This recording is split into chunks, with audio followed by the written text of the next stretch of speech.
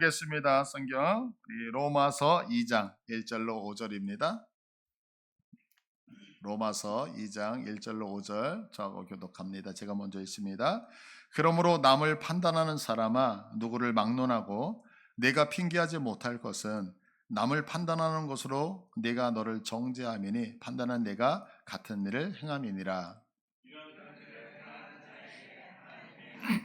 진노이대로 되는 줄을 우리가 아노라. 이런 일을 행하는 자를 판단하고도 같은 일을 행하는 사람아 내가 하나님의 심판을 피할 줄로 생각하느냐. 혹 내가 하나님의 인자하심이 너를 인도하여 회개하게 하심을 알지 못하여 그의 인자하심과 용납하심과 길이 참으심이 풍성함을 멸시하느냐. 다만 내 고집과 회개하지 아니한 마음을 따라 진노의 날 곧 하나님의 의로우신 심판이 나타나는 그날에 임할 진노를 내게 쌓는도다. 아멘. 예, 이제 로마서 2장은요. 이제 유대인들이 자신이 의롭다라고 생각을 하잖아요. 그래서 그 유대인들에게 지금 경고하고 있는 말씀이에요. 그러니까 어떻게 보면 오늘 이제 예수 믿고 있는 우리들 세상을 향해서 우리가 그들보다 조금 더 나은 것 같고 나는 천국 가는 백성인 것 같고 저 세상에 있는 사람은 그렇지 않은 이런 모습이잖아요. 그래서 사실은 오늘 예수 믿는 우리들에게 경고하시는 하나님의 말씀이 되어지는 거죠. 근데 이제 오늘 1절을 한번 보시면 1절 본문의 시작이 어떻게 시작되냐면 그러므로라고 시작을 해요. 근데 이제 접속사라고 하는 것은 되게 중요하잖아요. 예를 들어서 우리가 너무 잘 알고 있는 그러나라는 접속사. 제가 여러분들한테 용돈 드릴게요. 그러나 그러면 준다 안 준다? 안 준다. 다 이렇게 뒤집어 엎잖아요. 그것처럼 이제 그러므로라고 하는 이 접속사는 이제 앞에서 했던 어떤 얘기가 있어요. 그 앞에서 했던 것을 받아서 결론으로 끌고 가는 접속사거든요.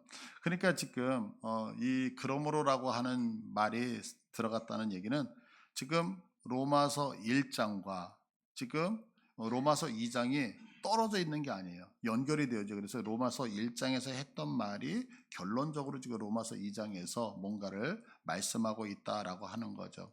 그래서 이제 이런 표현에서 그러므로 그러면 내가 오늘 밥 살게. 그러므로 메뉴만 골라. 뭐 이렇게 내가 오늘 밥 살게. 그러므로 지갑은 안 갖고 나와도 돼. 이제 이런 식으로 간다. 그러니까 앞에 말과 뒤에 말이 지금 연결되어지는 거예요. 자, 그러면 이제 앞에 로마서 1장에 어떤 얘기가 있었냐면 하반절에 세 가지 죄에 대해서 얘기를 했어요. 그 너희들 복음이 없잖아. 예수님 없잖아. 그러면 이런 죄가 너희들한테 나타난다. 그 죄가 뭐냐면 우상 숭배였어요. 너희들에게 예수 그리스도가 없으면 동성애 나타난다 그랬죠? 너희들에게 예수 그리스도가 없으면 이런 21개의 죄들이 나타난다 이렇게 말씀을 하고 있었어요. 자, 그러면 이런 죄들이 왜 생겼느냐? 이들은 결국에는 하나님이 없기 때문에. 그러니까 하나님이 없다는 얘기는 뭐냐면 복음이 없다는 얘기는 이들이 하나님과 언약적 관계 안에 있다 없다? 없다. 그래서 너희들은 결국 심판받을 수밖에 없어 라고 이게 1장에서 얘기를 한 거거든요. 그러니까 이제 유대인들이 하는 얘기가 맞아. 이렇게 얘기하는 거야. 맞아. 저 이방인들 하나님 없어. 예수 안 믿어. 그러니까 하나님하고 언약적 관계가 없으니까 저들 당연히 벌 받아야 돼, 심판 받아야 돼라고 얘기를 하고 있는 점. 그런데 그 심판 받아야 돼라고 하는 그 모든 얘기를 지금 이 그러므로라고 하는 단어에다가 전부 다 넣고 있는 거거든요. 그래서 그러므로 남을 판단하는 사람아 누구를 막느라 내가 핑계하지 못할 것은 남을 판단하는 것으로 내가 너를 정죄하니니. 그런데 지금 성경은 뭐라고 얘기하냐면 복음이 없는 예수 안 믿는 그들 심판받는 것까지 좋아. 그런데 너희들을 그렇게 판단하는 너희들도 어떻게 되어진다? 그들하고 동일하게 심판을 받는다라고 얘기를 하는 거죠. 자, 그러면 이제 우리가 생각해 봐야 돼요. 유대인들은 생각할 때에 무슨 얘기를 했냐면 나는 심판 받는다 안 받는다. 나는 심판 안 받는다고 생각을 한 거예요. 근데 지금 사도 바울은 성경에서 뭐라고 말하고 있냐면 이방 사람들만 심판받는 게 아니라 너희들도 심판을 당하는 거야. 이렇게 얘기해요. 그러면 왜 이런 생각의 차이가 있었을까요? 그건 그 이유는 이것 때문이에요. 다르다와 틀렸다는 의미에 대한 오해 때문이죠. 유대인들은 지금 무엇을 갖고 있냐면 율법을 갖고 있어요. 그러니까 율법을 갖고 있고 너희들은 율법이 없어. 그러니까 우리들은 옳고 너는 틀렸다라고 얘기를 하는 거예요. 근데 성경은 그렇게 얘기를 하는 게 아니라 율법을 갖고 있는 우리들과 율법을 안 갖고 있는 너희들이 틀린 게 아니라 다르다라고 표현하고 있는 거거든요, 성경은. 근데 이거를 오해하고 있는 거죠. 이제 뭐 한국에서는 이제 우리가 밥을 먹으면 보통 밥 그리고 반찬, 국 같은 게 나오잖아요. 그래서 그것을 이제 우리는 숟가락으로 먹어요. 근데 이제 뭐 인도에서 계셨던 분들의 이야기를 들어보면 그분들은 손으로 이렇게 조물조물 해가지고 먹는다 그래요. 자, 그 모습을 보고 야, 무슨 밥을 손으로 먹어? 너희들 틀렸어. 라고 얘기하면 맞는 말일까요? 틀린 말일까요? 그죠? 틀린 게 아니죠. 그들은 그들의 문화 속에서 손으로 먹는 거. 그러니까 틀린 것이 아니라 다르다라고 하는 거예요. 그런데 한번 생각해 보세요. 아이들이 어떤 시험을 보는데 문제를 풀어요. 근데 1 더하기 1은 누구는 2라고 써서 갖고 왔는데 1 더하기 1은 1이다라고 얘기를 하면 선생님이 야, 이건 답이 다른 거야 라고 얘기하겠어요? 이건 틀렸다고 얘기를 하겠어요? 틀렸다고 얘기를 해요. 그죠? 그건 왜 그럴까요? 그러면 우리가 생각해 보자고요. 다르다라고 하는 단어와 틀렸다라고 하는 단어를 언제 쓰느냐는 거예요. 언제는 다르고 언제는 틀렸다고 얘기할 거죠? 기준이 있을 때 기준.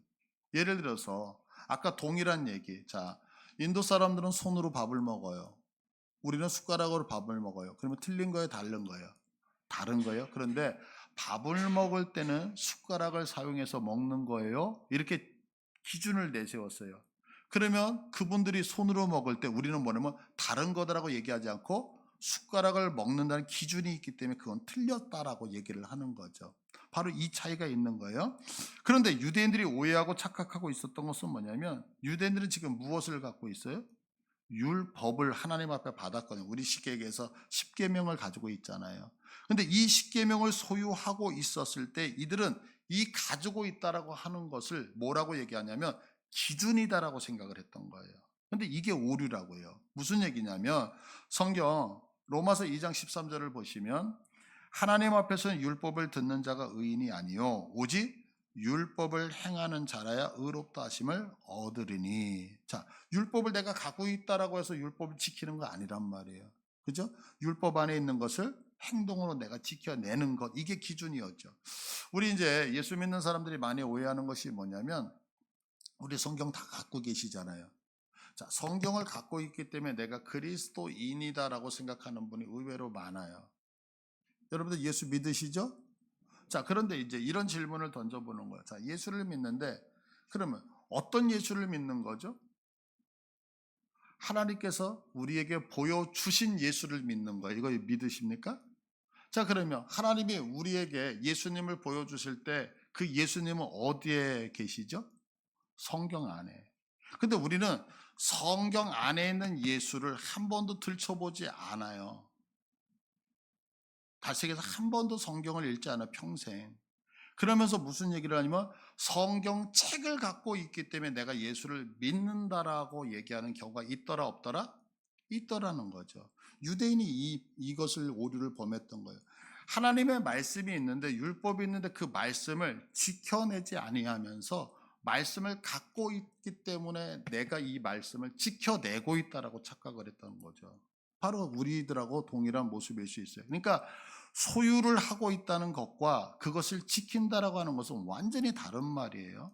그러니까 우리가 성경책을 갖고 있다는 것과 성경 말씀대로 산다는 것은 완전히 다른 말이라고요. 이거 여러분 이해되시죠? 예. 지금 이것을 잘못 생각하고 있는 거예요. 그래서 유대인들은 이 소유하고 있는 것을 뭐라고 생각한다? 내가 말씀을 지켜낸다라고 생각을 하는 거죠. 근데 보세요. 이제 우리 교회를 제가 안내를 하려고 그래요. 누군가 이제 정왕역에서 왔다는 거예요. 그래서 제가 그분에게 약도를 그려줬어요. 자, 정왕역에서 출구가 2개가 있어요. 자, 그런데 어디로 나오셔야 되면 세무서 쪽으로 나오셔야 돼요. 자, 그래서 약도에다가 그려준 거예요. 그리고 그 세무서에서 계속해서 직진하다 보면 그 출구에서 나와서 조금 더 올라오면 세무서가 보여요. 뭐 하이마트도 보여요. 조금 더 오르면 큰 사거리가 있고 그 사거리의 대각선에 보면 옛날 이마트 건물이 보여요. 그 이마트 건물을 끼고서 안산 쪽으로 꼭 내려가셔야 돼요. 그래서 안산 쪽으로 쭉 내려오다 보면 큰 뭐 굴뚝 같은 게 하나가 보이는데 우리 교회는 바로 그 건물에 있습니다. 이렇게 제가 안내를 딱 해드렸어요. 그러면 그 지도를 보고서 이분이 약도를 보고 지금 양해문 교회를 찾아갈 때 이렇게 찾아가는구나를 봐야 되는데 제가 그걸 딱 드렸더니 그분이 이걸 뚫뚫뚫뚫 말아가지고 지팡이를 쓰는 거예요. 그러면 이 약도를 안 드렸을 때는 그분이 이 약도를 볼 수 있다 없다 이런 실력이 들통나지 않았는데 약도를 드렸는데 그분이 이거를 어디다가 쓰는지 모르고 이걸 지팡이로 쓰고 있다면 이 약도를 통해서 그분이 앞을 보지 못하시는 분이구나 이런 것들을 금방 알아낼 수 있잖아요. 유대인들에게 그랬다는 거예요. 유대인들이 율법을 소유했어요. 근데 율법을 소유해서 이들은 이것을 지켜낼 거라고 하나님은 생각을 하셨던 거죠. 그래서 율법을 줬는데 그 율법을 지키는 것이 아니라 그 율법을 가지고 남들을 정죄하고 심판하고 판단하는 데 쓰는 걸 보면서 저 유대인들은 율법을 지켜낼 수 있는 실력이 없다는 것이 도리어 증명이 되어버리는 거예요. 그러면 생각해 보세요. 하나님께서 율법을 주신 이유는 그걸 가지고 남을 판단하라고 주신 거예요? 아니면 그 율법을 가지고서 하나님을 찾아오라는 약도로 주신 걸까요? 약도로 주신 거라고요. 근데 그것을 전혀 행하지를 못하는 거죠. 그래서 지금 성경은 우리들에게 말씀하고 있는 것이 뭐냐면 이렇게 얘기를 하고 있는 거죠. 자, 아예 율법이 없는 저 이방인들 망해. 그러나 율법을 받은 너희들이지만 그 율법을 활용하여 주님을 하나님을 찾아오지 못한다면 너희들 율법을 안 받은 사람이나 율법을 가지고 하나님을 못 찾아오는 사람이나 동일하다 다르다? 동일하다. 그래서 너희들 심판을 당한다라고 얘기를 하고 있는 거죠. 그래서 오늘 성경 2장 3절을 한번 보시겠어요? 2장 3절을 보면 이런 일을 행하는 자를 판단하고도 같은 일을 행하는 사람아 내가 하나님의 심판을 피할 줄로 생각하느냐? 그러면 여기서 이런 일을 행하는 자가 뭐냐면 1절에서 언급했던 우상숭배, 동성애, 21개 수많은 죄를 졌던 사람들이거든요. 근데 지금 유대인들도 그들과 같은 일을 행한다라고 얘기를 하는 거예요. 그래서 성경은 무슨 말씀하냐면 이방인들은 복음이 없어. 예수 그리스도가 없으니까 당연히 심판당한다. 그러나 너희들은 소유했기 때문에 심판에서 모면당하는 게 아니라 심판을 건너가는 게 아니라 그 갖고 있는 걸 가지고 활용하지 못했으니까 너희들도 결국에는 심판을 당한다라고 이야기를 하고 있는 거죠. 자, 그러면 여기서 이제 한번 생각해 봐야 돼요. 자, 이런 일을 행하는 자라고 했을 때 유대인들이 이거 인정할까요, 안 할까요? 인정 안 하죠. 왜냐하면 유대인들은 우상숭배 안 했거든요. 동성애 안 하거든요. 21가지 자기들에게는 해당이 없다고 생각을 해요. 그러니까 이런 일들을 행하였다라고 해서 너희들도 심판당한다 하는데 지금 이들은 이걸 인정하지 못하는 거예요. 근데 사도 바울은 성경을 통해서 묻으면 아니다 너희들도 이런 일을 했다라고 얘기를 해요. 그러면 도대체 왜 했다라고 사도 바울이 얘기를 하냐면 자 2장 2절을 한번 보시겠어요? 이런 일을 행하는 자에게 하나님의 심판이 임하는데 심판이 어떻게 임하냐면 진리대로 임한다 이렇게 되어져요. 진리. 자, 그러면 지금 이 성경은 신약 성경 헬라어로 적혀져 있었거든요. 그러면 헬라어는 오늘날 그리스 말이에요. 그러면 그리스 사람들이 얘기할 때 진리가 뭐냐라고 하는 거예요. 진리. 진리. 자, 한번 이제 그 일부 때는 여쭤보지 않았는데 여쭤볼게요. 진리의 반대말이 뭘까요? 진리. 진리의 반대말. 너무 어려우세요? 산토끼의 반대말은 죽은 토끼잖아요. 쓰레기통을 거꾸로 하면 휴지가 다 떨어진다고 뭐 그러잖아요. 자, 진리의 반대말이 뭘까요? 진리. 한번 반대말 생각해 보세요. 진리의 반대말. 진리의 반대말. 왜냐하면 이 진리가 뭔지를 알아야 되니까. 죄, 예, 진리의 반대말은 죄. 그럴 수 있어요. 근데 헬라 사람들이 얘기하는 진리의 반대말은 뭐냐? 현상이에요. 현상. 무슨 얘기냐면 헬라 사람들이 생각할 때 진리의 반대말은 눈에 보이는 것들을 얘기하는 거예요. 반대말이. 자, 그러면 이 진리라고 하는 얘기가 뭐예요? 그 현상, 눈에 보이는 것들의 반대말은 뭘까요? 본질을 얘기하는 거예요. 본질. 진리가 본질을 얘기하는 거예요. 그러니까 헬라 사람들은 두 가지 사상을 갖고 있었어요. 우리가 잘 알고 있는 소크라테스라는 사람이 있잖아요. 근데 그분 밑에서 배웠던 한 분이 누구냐? 플라톤이라고 하는 분이거든요. 근데 이분이 추구하는 게 뭐냐면 진리를 찾아가요, 진리. 그러면 진리가 뭐냐? 진리라고 하는 것은 어떤 것이 있을 때 그 너머, 저런 형태가 있으면 그 형태 너머에 뭔가 보이지 않는 이데아라고 얘기하는데 그것이 진리일 것이다라면서 찾아간다고요. 근데 그 플라톤이라고 하는 사람 밑에 아리스토텔레스가 제자였는데 그 제자는 또 전혀 반대 이야기를 하는 거예요. 그 얘기가 뭐냐면 저 스피커가 왜 까만지 아니? 저게 진리니까 까만 거야. 이렇게 얘기를 하는 거예요. 그 본질을 얘기한다고요. 그래서 이들이 갖고 있는 진리라고 하는 개념은 뭐냐면 눈에 보이는 어떤 가짜 그게 아니라 그걸 감싸고 있는 본질적인 것이 진리다라고 생각을 했던 거예요. 자, 그러면 이들이 갖고 있었던 이런 진리의 개념에서 유대인들이 갖고 있었던 율법에 대한 오해가 하나가 있었다고요. 그게 뭐냐면 예를 들어서 이런 거예요. 이제 제 자녀가 싸워요. 그래서 싸우지 마. 친구하고 사이좋게 지내야지. 다음부터 그러면 안 돼? 예, 알겠어요. 근데 며칠 전에 또 싸운 거예요. 그래서 야, 싸우지 말라고 얘기했잖아. 그래서 또 타일러들이 알았습니다. 그러고 이 아이가 또 싸워요. 그럼 제가 화가 나잖아요. 그래서 너 아빠 말 안 듣고 싸우려고 그러면 너 집 나가. 그랬더니 아이가 커피 한 잔을 먹어서 묵상을 하는 거예요. 우리 아버지가 집을 나가라고 했네? 그래, 말씀대로 순종해야지. 그래서 가방을 싸가지고 집을 나간 거예요. 그러면 이게 올바른 걸까요? 안 올바른 걸까요? 그러면 보세요. 분명히 제가 집을 나가라고 하는 게 이게 글로 써 있었을 때 집을 나가. 아빠한테 순종해서 집 나가야지? 그럼 이거 뭔가 이해가 안 되는 거잖아요. 동일하다는 거죠. 지금 하나님께서 우리들에게 율법을 주셨을 때는 문자적으로 주신 게 아니란 말이에요. 문자적으로 주지 않았다는 얘기는 뭐냐면 하나님은 인격체잖아요. 인격체. 감정이 있으신 분이 이거 믿으시잖아요. 그러면 하나님께서 우리들에게 십계명을 주실 때 나 외에 다른 신들을 내게 두지 말아라 라고 하는 얘기는 내가 너를 얼마나 사랑하는 너 나 말고 다른 신을 너 내가 그냥 막 때려서 막 저주하고 막 하는 이런 얘기가 아니잖아요. 이 얘기는요. 지금 나 외에 다른 신을 두지 말라라고 하는 얘기는 뭐냐면 사랑하는 딸아 아들아 내가 진짜 너에게 생명을 줄 수 있는 분이야. 너에게 안정과 행복을 주는 분은 나 하나님밖에 없어. 그러니까 네가 정말 행복하려면 나 외에 다른 신을 내게 두면 된다 안 된다? 안 돼. 왜? 내가 진짜니까. 하나님이 이 마음이 포함되어져 있는 거잖아요. 너를 위하여 우상을 만들지 말고 그것들에게 절하지 말라. 그것들을 섬기지 말라라고 하는 말은 이 땅에는 세상에는 가짜가 너무너무 많아. 그런데 너 그거에 유혹당하면 된다 안 된다? 안 돼.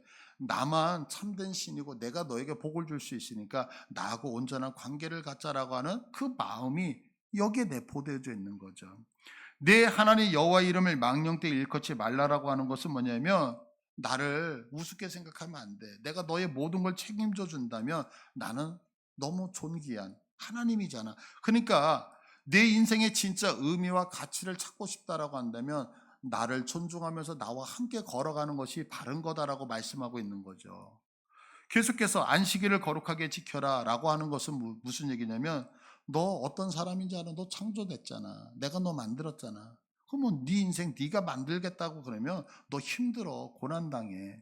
그러면 네 인생을 나한테 만들어서 나와 깊은 교제를 할 때 너에게 참된 행복이라고 하는 것이 주어지고 너에게 모든 회복이 일어날 거니까 안식일을 거룩하게 지켜 이 얘기를 하는 거잖아요.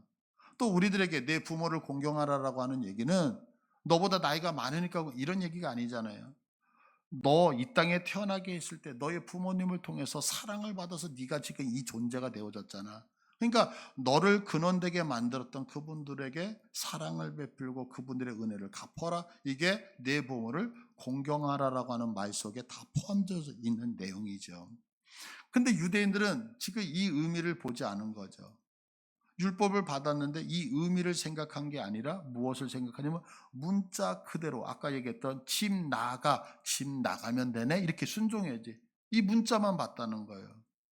그래서 마태복음 19장 7절에 보면 보세요. 19장 7절에 여짜오되 예수님에게 여쭙는 거예요. 그러면 어찌하여 모세는 이혼 증서를 주어서 버리라 명하였나이까? 이게 뭐냐면 예수님이 이혼하지 말라 그랬거든요. 그러니까 한다는 얘기가, 아니 그러면 모세는 이혼 정서 주어서 이혼하라고 얘기했잖아요. 라고 질문을 하는 거예요. 그러면 이 얘기는 뭐냐면 모세는 이혼을 하지 말랬다는 얘기예요? 하라고 그랬다는 얘기예요? 모세는 이혼을 하라고 얘기를 했다고요. 이혼 정서 주면 이혼할 수 있어. 그러니까 이 얘기는 뭐냐면 예수님 틀렸잖아요. 왜? 모세는 이혼하라고 얘기했거든요. 이렇게 얘기를 그때 예수님의 8절에서 뭐라고 말씀하시냐면 이렇게 얘기하죠. 8절에 예수께서 이르시되 모세가 너희의 마음의 완악함 때문에 아내 버림을 허락하였다. 이렇게 얘기해요. 아내 이혼하라고 얘기해요. 근데 왜 이혼을 하라고 얘기를 하냐면 무엇 때문에?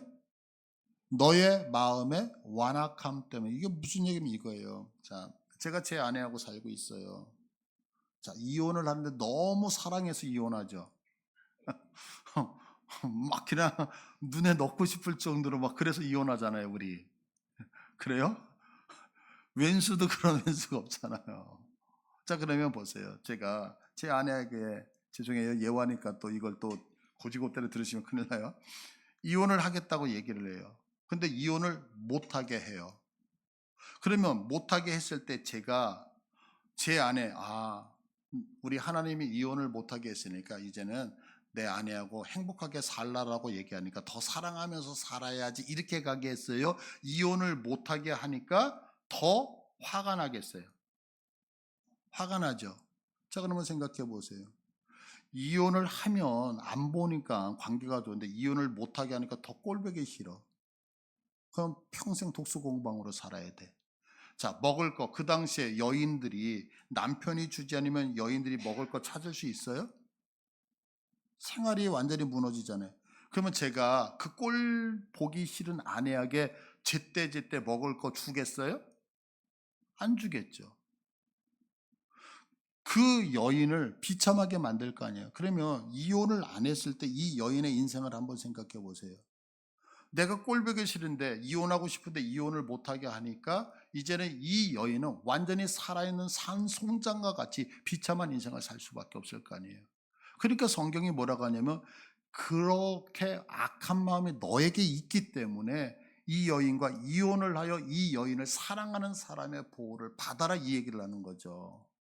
그러니까 이거는 이혼하라는 얘기가 아니라 지금 이혼을 당하는 그 여인의 인격을 보호하기 위해서 어쩔 수 없이 택하는 지금 상황 윤리 속의 선택이죠.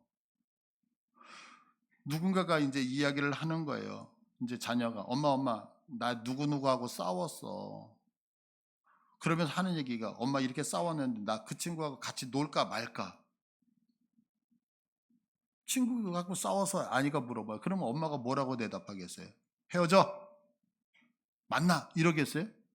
엄마 생각에는 네 사랑하는 친구하고 계속 같이 사귀었으면 좋겠어. 그런데 너희들이 만나가지고 인상 쓰고 그것 때문에 마음이 불편하면 잠깐 좀 떨어져 있는 것도 괜찮지 않겠어? 라고 얘기해 주지 않겠어요? 그러면 그때 잠깐 떨어져 있는 것도 괜찮지 않겠어? 라고 하는 얘기는 그 친구 만나지 마, 이 얘기예요. 그 친구가 빨리 좋은 관계로 회복해라는 얘기예요. 회복하라라고 얘기를 하고 있는 거죠. 그러니까 지금 율법도 그렇다는 거죠. 하나님의 말씀이. 그런데 지금 유대인들은 이 진리라고 하는 사물의 본질은 무시해 버렸어요. 그리고 무엇만 뭐냐면 문자적인 것만을 통해서 지금 나는 의롭다라고 생각을 하는 거예요. 그래서 나는 의로우니까 어떻게 해요? 심판을 당한다 안 당한다? 나는 심판당하지 않을 거야. 그런데 성경은 지금 심판을 왜 당하느냐? 내가 행위적으로 이것을 했기 때문에 저것을 했기 때문에 심판당하는 게 아니라 그것도 맞아. 그러나 더 본질적인 것은 뭐냐면 너희들이 심판당하는 이유는 너희 안에 감추어져 있는 진리, 다시 얘기해서 본질 때문에 심판을 당하는 거, 이렇게 말씀하고 있다고요. 그래서 마태복음 5장 28절을 보시면 내가 너에게 이르노니 음욕을 품고 여자를 보는 자마다 마음에 이미 간음하였다. 그러면 지금 유대인들은 무슨 얘기를 하냐면 나는 행위적으로 간음 안 했으니까 간음 안 한 거예요. 근데 성경은 뭐라고 얘기를 하냐면 내가 어떤 여인을 볼 때 음욕을 품고 그 여인을 보면 간음했다 안 했다? 그러면 간음을 행위적으로 한 자와 음욕을 품어서 간음했다는 사람이 지금 성경은 심판이 동일하다 다르다? 동일하다.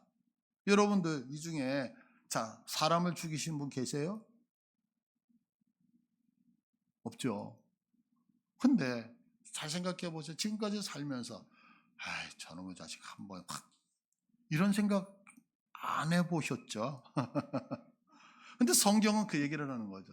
사람 안 죽였어. 그러나 내 마음에 그런 마음을 품으면 살인한 자와 뭐가 같다? 본질이 같다는 거예요. 본질이. 그러니까 성경이 지금 말씀하고 있는 게 뭐냐면 세상과 성경이 죄를 바라보는 관점이 완전히 차이가 뭐냐면 세상은 그 죄를 행위적으로 그래서 그것이 드러나면 죄인이고 드러나지 않으면 무죄이지만 성경은 그게 드러났다 안 드러났다가 아니라 우리 안에 본성적으로 있는 것 그 자체가 뭐다? 죄다. 그 죄는 심판을 당한다라고 얘기를 하고 있죠. 4세기경에 이제 이때가 이제 우리가 잘 알다시피 이제 313년에 기독교가 공인이 되어지잖아요. 전에 그 튀르키예 갑바도기아를 가니까 이제 굴이에요, 굴. 근데 이제 이렇게 석회석으로 암벽이 있는데 굴이 오랜 세월 몇천 년이 지나면서 이제 무너진 거예요. 무너지면서 안에 굴이 있었다는 게 발견이 되어진 거거든요. 그래서 이제 거기를 가본 경우가 있어요. 갔는데 핍박을 피해서 그 굴 속에서 사는 거예요. 근데 어떻게 사냐면 이렇게 천장이 높지 않고 막 이러잖아요. 그러면 우리 교회도 없는데 대부분 이렇게 그 일반 뭐 감리교나 이런 데 보면 예전에 우리 앞에 이렇게 십자가 같은 게 많이 있잖아요. 그러니까 십자가를 걸 데가 없어.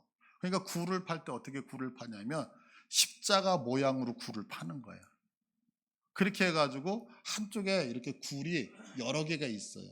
근데 여러 개 있는데 그 당시에 굴 속에 피해서 이 사람들이 살면서 반드시 있는 게 뭐냐 주일학교가 있어요.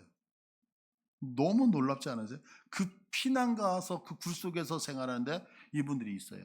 근데 이런 이제 핍박을 피해 가지고 4세기 경에 사막에서 금욕 생활을 하던 수도사들이 있어요. 근데 제가 그 수도원을 한 곳을 가서 영상을 갖고 왔는데 와 너무 대단한 게 뭐냐면 이렇게 그 절벽 위에 산이 여기하고 저쪽하고 연결이 안 돼. 근데 산 꼭대기에 수도원을 만들었어. 그래가지고 밧줄을 타고서 올라갔다 내려왔다 하는 거예요. 그러니까 외부에서 침공을 하려고 해도 올라가지도 못해. 위에서 줄을 안 내려주면. 그렇게 해가지고 거기서 수도를 하는 분들이에요. 그러니까 얼마나 하나님과 깊은 교제 안으로 들어가겠어요. 근데 이분들이 하나님하고 그렇게 깊은 교제 안으로 들어가면서 자기네들이 영적 생활을 하다가 이분들이 너무너무 괴로운 거예요. 왜냐하면 그곳에서 하나님을 사랑하면서 사는데 자기들을 괴롭히는 8가지의 죄가 있더라는 거예요. 그래서 이 8가지의 죄를 8가지의 죄악을 요한 카시아스라고 하는 분이 나중에 이제 서방 교회에다가 소개를 시켜줘. 이 8가지 죄를요. 그러고 나서 시간이 지나서 교황 그레고리 1세가 이것을 이제 비슷한 거는 이렇게 합쳐요. 두 개를. 그래가지고 칠죄종이라고 하는 단어를 만들어요. 혹시 들어보셨나요? 칠죄종? 이게 뭐냐면 여기서 칠죄종할 때 종자가 마루종자예요. 그러니까 으뜸이 된다는 거예요. 그러니까 죄 중에서 으뜸이 되는 7가지 죄가 있어요. 7가지 죄. 근데 이게 일반 세상에서 짓는 죄가 아니라 누가 짓고 있다고요, 지금? 수도사들이 하나님하고 교제를 하다 보니까 나를 괴롭히는 이 8가지 죄, 7가지 죄를 만들어 놓은 거예요. 목록을 만든 거예요. 그래서 이 죄가 있는데 이게 이제 모든 죄의 근원이 된다는 거예요. 그래서 칠죄종이라고 하는데 한번 여러분들 이 죄에서 자유하신가 한번 확인해 보세요. 첫 번째가 뭐냐? 교만.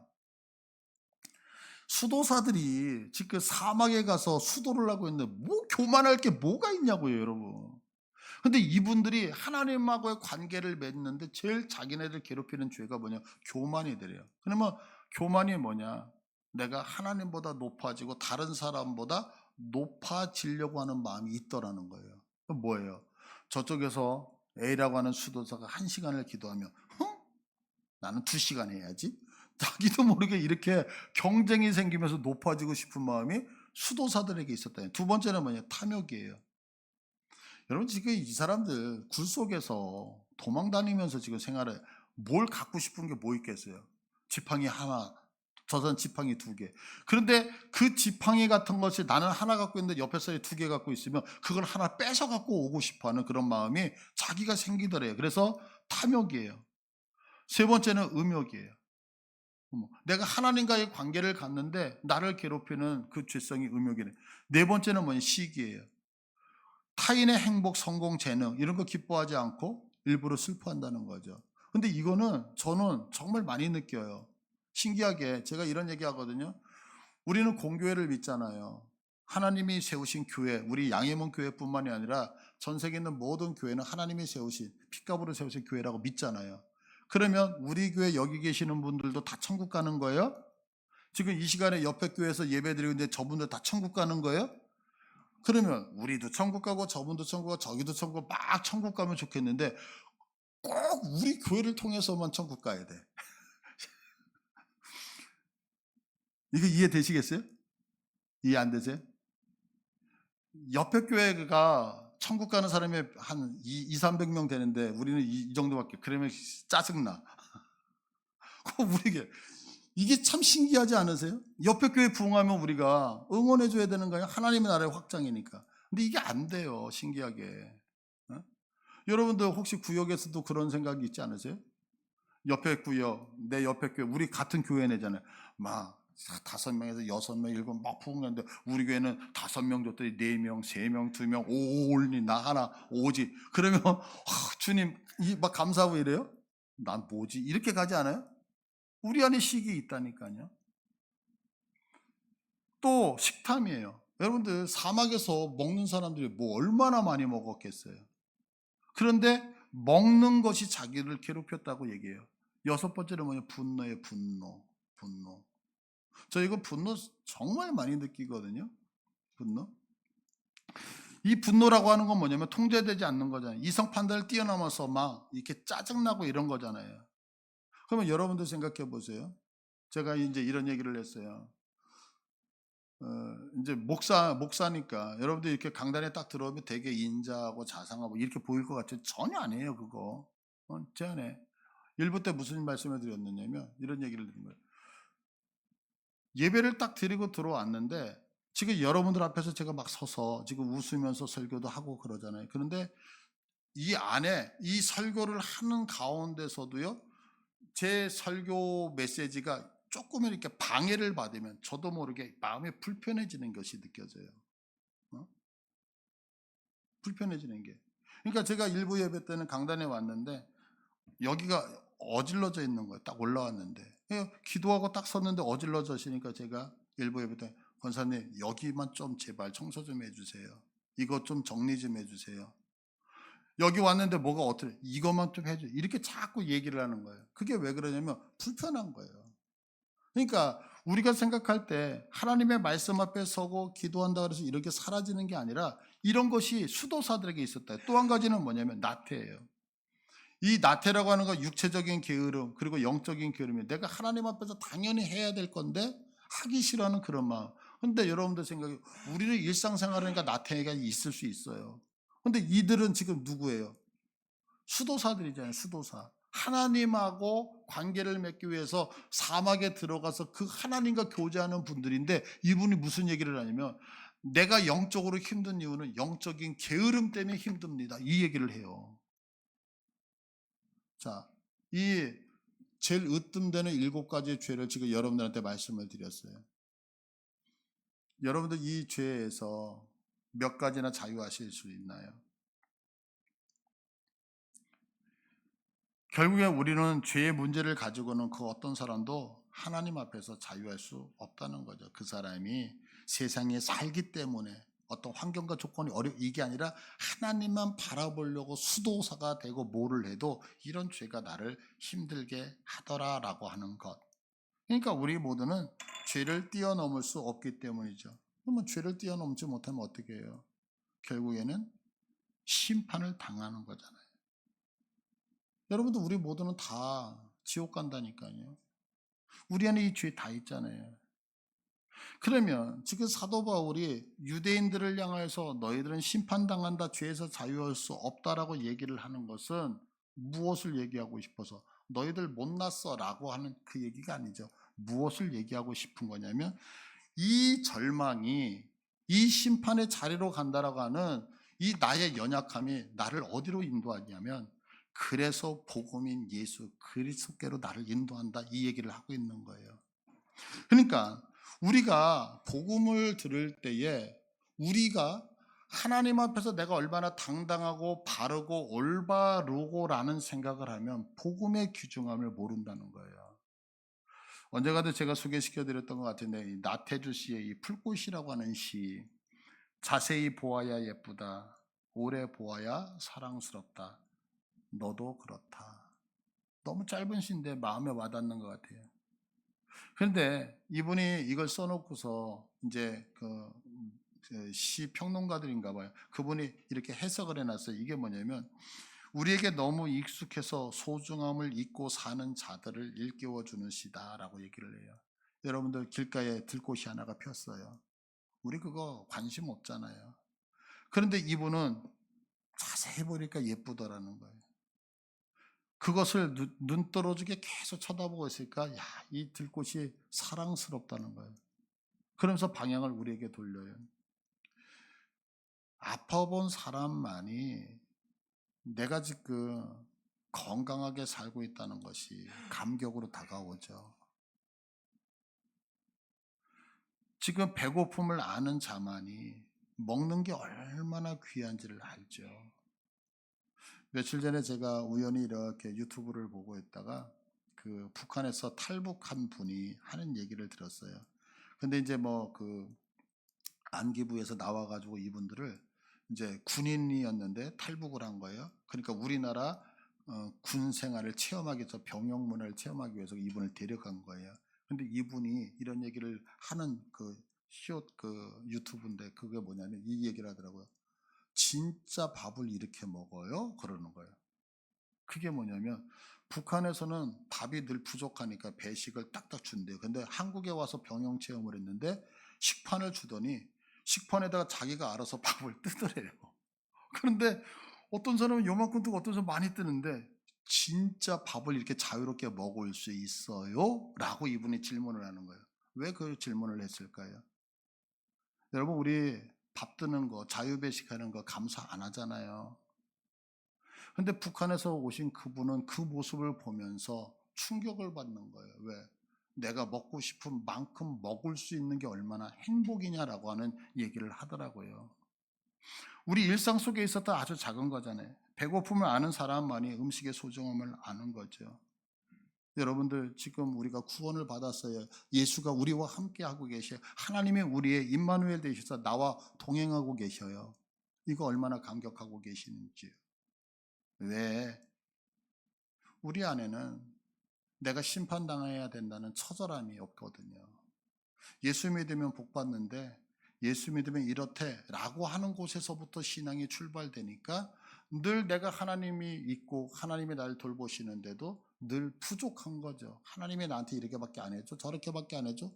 그러나 여러분 내가 저 밑바닥에 심판의 자리에 있었다는 그 사실을 아는 자만이 오늘 건강하지 않아도 내가 구원받은 것 때문에 감사할 수 있고 내가 저 심판의 자리에 있었다는 것을 아는 자만이 내가 물질이 없어도 구원받았다는 사실 때문에 감격할 수 있다라고 사도 바울은 얘기를 하고 있는 거죠.